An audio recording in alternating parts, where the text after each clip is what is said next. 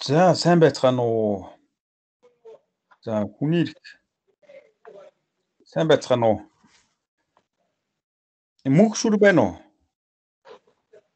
Байна. Сайн байна уу? Энэ хүний эрх агсан төвшин сонгосон уу те? Тэ. За миний хувьд одоо өчигдөр уг нь бол танаа гүрвт энэ хичээлийг лекцээ орсон. Тэгээд рекорд хийгдээгүй учраас дахиж хийх гээд одоо бэлэн болчиход байна. Цаг зав байвал энэгээ суугаад сонсож болно.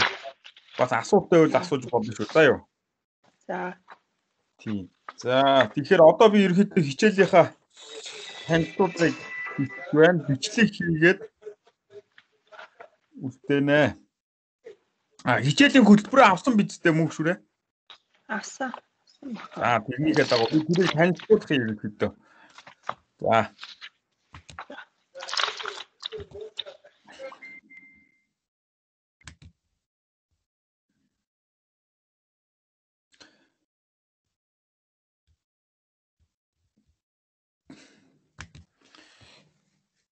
За тэгэхээр одоо би та бүхэнд энэ 7 хоногийн мигмар гайргийн 16 цагаас одоо тавигдсан лекцийг нөхөж бичлэг хийх гэж байна. За энэ хичээлээр ерөнхийдөө би 3 асуудлыг та бүхэнд ярих гэж байгаа. Нэгдүгээрт бол хичээл яаж явагдах вэ гэдэг талаар ялангуяа захимаар хэрхэн хичээл явагдах талаар танилцуулна. Хоёрдугаарт хичээлийн хөтөлбөрийн агуулгыг танилцуулна. За гуравдугаарт үндсөлийн цэцгийн шийдвэрт одоо шүүмж анализ хэрхэн хийх вэ гэдэг аргачлалыг одоо ярих юм байна. За COVID-19 цар тахал бол дэлхийн нийт төдийгүй одоо Монгол улсад нүүрсний улмаас ихтэй сургуулийн хичээлийг одоо онлайнаар явуулах шийдвэр бол одоо өнгөрсөн хавар гарч бид нэг үйлрэл ийм онлайн сургалтыг хийсэн бас ийм туршлага хуримтлуулсан байгаа.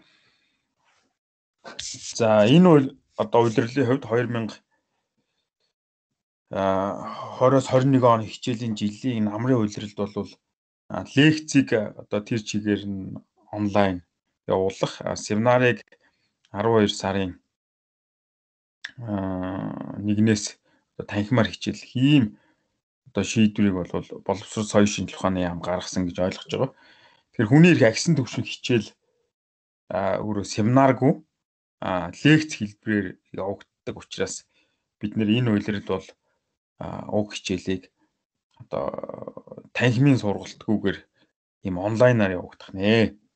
За онлайнаар цахимаар хичээл явуулахад бол ерөнхийдөө 2 хэрэгслийг одоо ашиглана гэж төлөвлөж байгаа.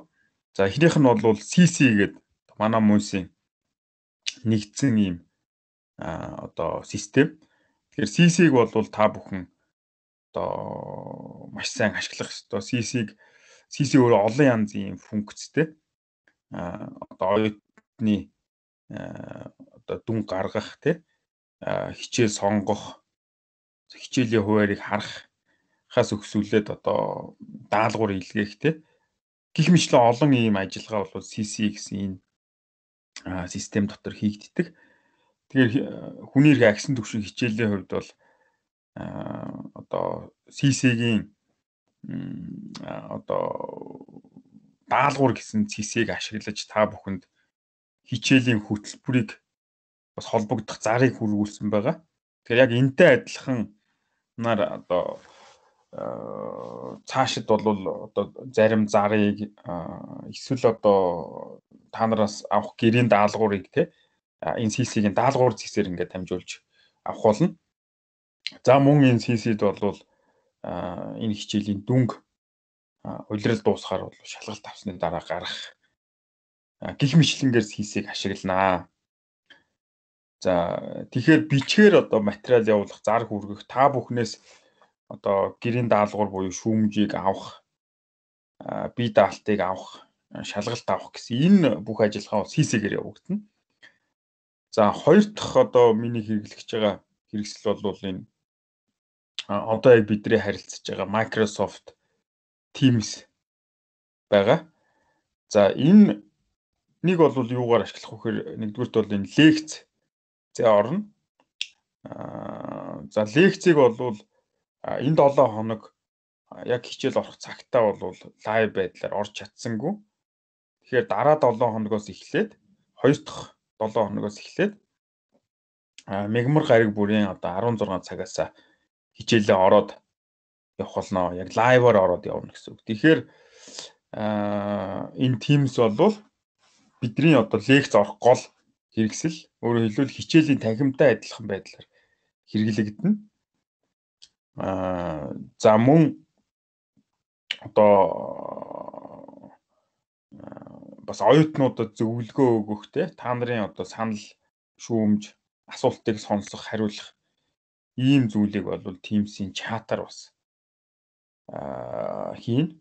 За нийтэд хандсан ийм асуулт, санал, шүүмж байх юм бол одоо Teams-ийнхаа яг энэ групп дотор бичиж болно та бүхэн. За эсвэл яг хувь хүний одоо хичээл сургалттай холбоотой асуудал байх юм бол чатаар бас над руу бичих боломжтой. Би бол яг хариултыг бол тухай бүрд нөгөн гэж бол одоо хэлж чадахгүй. Гэхдээ аль болох хурдан одоо хариултаа өгөөд явахыг хичээнэ.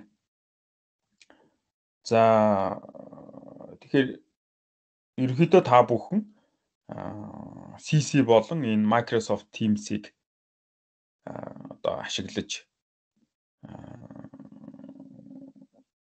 одоо хичээлээ үзэхнэ. За миний хоёр дахь ярих зүйл бол энэ хичээлийн хөтөлбөрийн танилцуулга байгаа. Тэгэхээр хичээлийн хөтөлбөрийг та бүхэн CC-гээр явуулсан.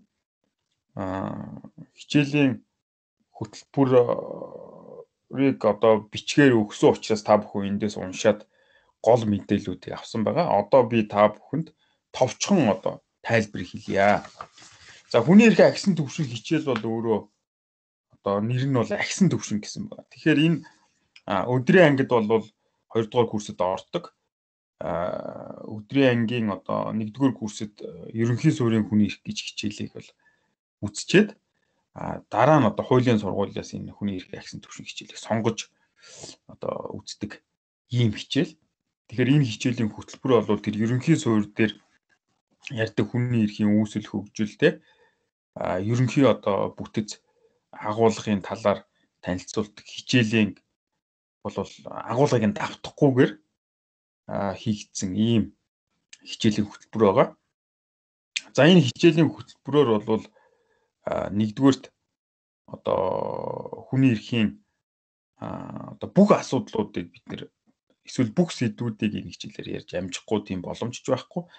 Харин Монгол улсад одоо хүний эрхийг хамгаалах одоо хангах чиглэлээр тулгамдсан асуудлын хүрээнд ярих юм. За ингэхдээ бол яах вэ гэхээр одоо өнөөдөр Монголд тулгамдсан хүний эрхийн одоо хамгийн маргаантай сэдвүүд эсвэл хүний эрхийн одоо ноцтой зөрчлийн талаар нөхцөл байдлын талаар бид нэр энэ хичээлээр авч үзнэ. Жишээлх юм бол одоо цаазаар авах ял байх үгүй юу? Энэ нь үндсэн хуулиар зөвшөөрөгдсөн үгүй юу те? Үзэл бодлоо илэрхийлэх, шашин шүтэх, одоо жагсаал цуглаан хийх гих мэтлэн ийм эрхүүдтэй холбоотой тулгамдсан асуудлуудыг бид нэр энэ хичээлээр ярина. За хоёрдугаарт энэ хичээл бол та бүхэнд бас арга зүйн шинжтэй одоо зүйлийг өгнө. Тэр нь юу вэ гэхээр үндсэн хуульд байж байгаа эсвэл олон улсын гэрээнд байж байгаа хүний эрхийн заалтуудыг хэрхэн яаж тайлбарладаг юм бэ? Ийм ямар онолууд байдیں۔ Бусад ардчилсан улсуудад одоо яаж энэ хүний эрхийн одоо заалтуудыг тайлбарладаг юм бэ гэдгийг та бүхэн танилцуулна. За энд бол одоо үндсэн хуулийн заалтыг үзэл санаагаар нь тайлбарлах, үгчээр тайлбарлах, угчилж буюу уг одоо цаад утга нь юу байсан бэ? Анх батлахад ямар утгатай байсан гэдгээр нь тайлбарлах гих мэтлийн ийм аргуудыг бид нэр одоо онлын төвшөнд олон улсын одоо харьцуулсан судалгааны төвшөнд төдийгүй Монгол улсын одоо тодорхой хүний эрхийн асуудлуудтай холбоотой Монгол улсын үнд зүйлийн заалтыг тайлбарлах тэр жишээ авч ярина. Энийг бол цаазаар явах бол чөлөөтэй нийтээр шууд сонгох эрхийн тодорхой тохиолдлууд дээр бид нэр саяын үнд зүйл тайлбарлах үнд зүй хууль дэх хүний эрхийн заалтыг тайлбарлах арга зүй бол одоо жишээ болгон ярилцах юм байна. За энэ хичээлийн одоо 3 дахь чухал агуулга бол энэ хүний эрхийг хязгаарлахад Монгол улсын үнд зүйлээр ямар шаардлага тавигдсан бэ гэдгийг бид нэр ярилцсан тодорхой жишээн дээр авч үзэх юм байна. Тэгэхээр үнд зүй хууль бол одоо хүний эрхийг хамгаалах юм зорилготой. Энэний одоо энэ эрхүүд дотор бол хамгийн энгийн ангилал бол туйлын абсолют эрхүүд болон бусад эрхүүд гэж ангилж болно. Тэгэхээр абсолют эрх гэдэг маань хинч хизээч одоо зөрчиж хязгаарлаж болохгүй тэр эрхүүд тухайлах юм бол эрүүл шүүлтээс ангид байх гэсэн ийм эрхүүд багтдаг. Бусад эрхүүдийн хувьд туйлын эрхээс бусад эрхүүдийн хувьд бол зүй ёсны хязгаарлалт тавихыг Монгол улсын үнд зүйл зөвшөөрдөг. Гэхдээ тэр хязгаарлалт нь үнд зүйлд өөрт нь агуулгдсан тодорхой шаардлагуудыг хангах ёстой. Тэгэхээр тэр шаардлагуудын талаар бид нэр авч үзсэн. Энийг бас одоо Монгол улсынхаа одоо хүний эрхийн тодорхой асуудлуудыг хилцэх замаар одоо ярилцсан.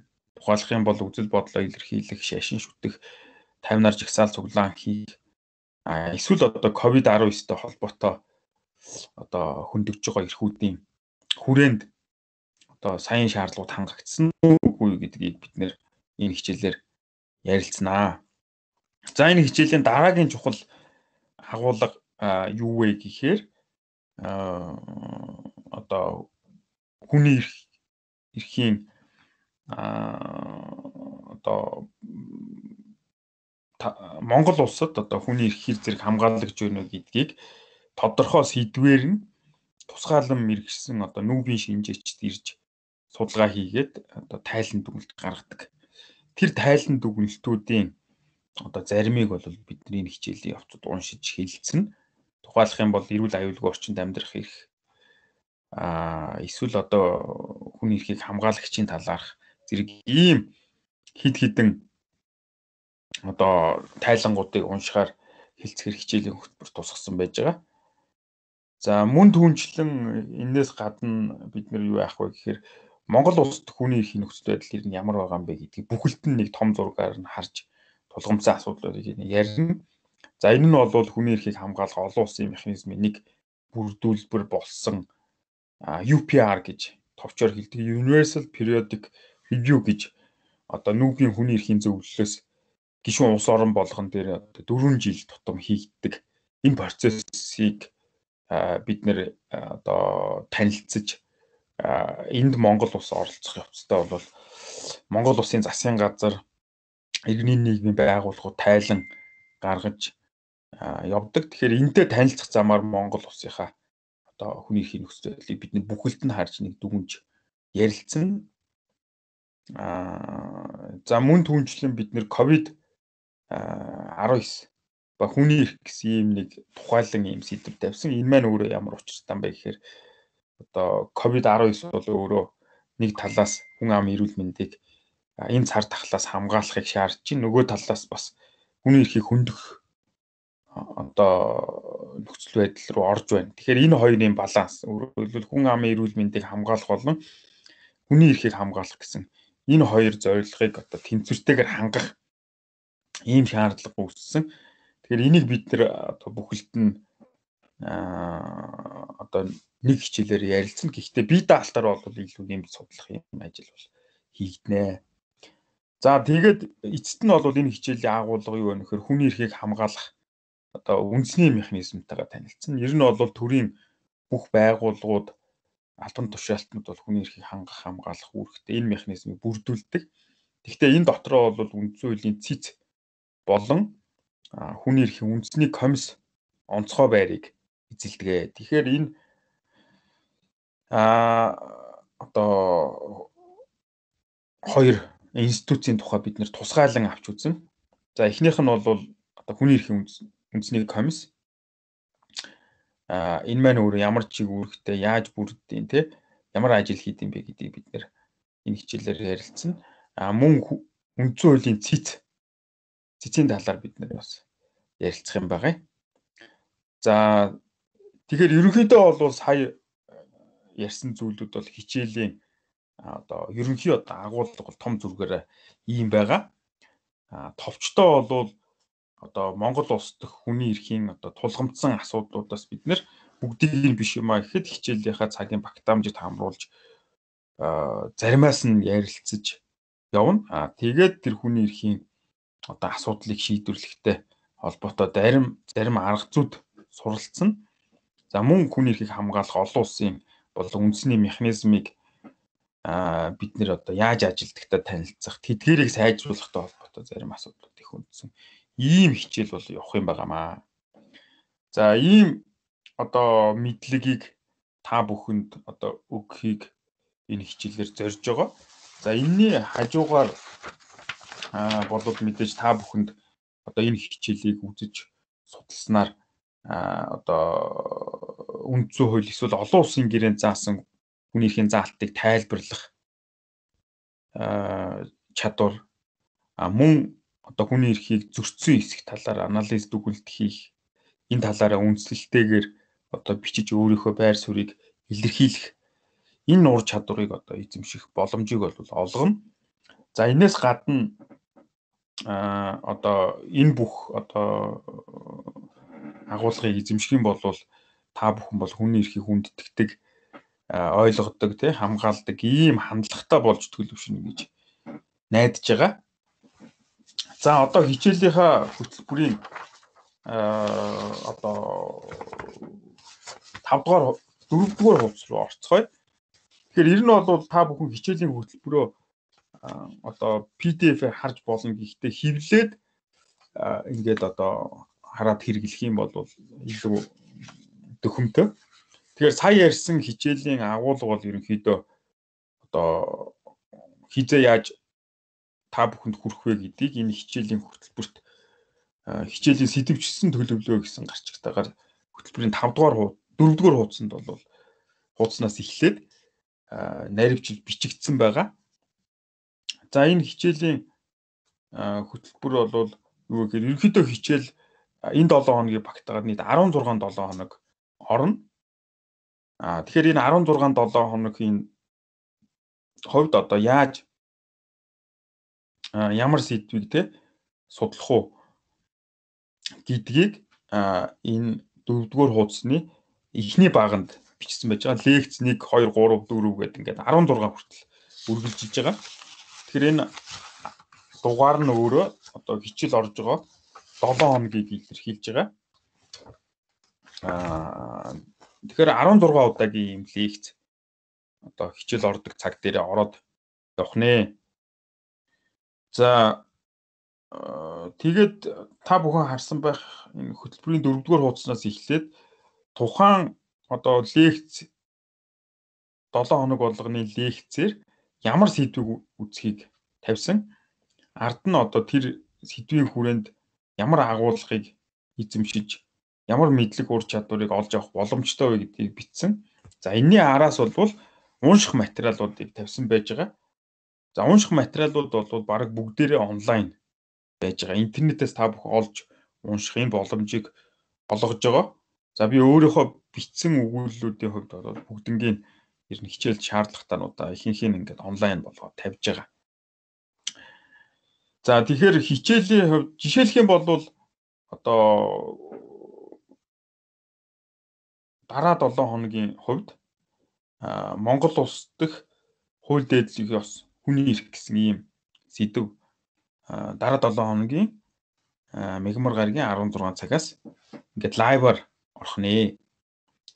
За энд бэлтгэхийн тулд яах вэ гэхээр та бүхэн одоо энэ лекц 2-ын арталт байж байгаа 4 одоо заавал унших материалуудыг уншин. Цэцийн 2 дүгнэлт, тэрэнд анализ хийсэн 1 өгүүлэлт, тэгээд бас англи нэг номны одоо тодорхой хэсгийг бол уншиж ирнэ. За нэмэлтээр бол онлайн биш материалуудыг эсвэл англи хэл дээрх материалуудыг уншиж болно гэж тавьсан байгаа.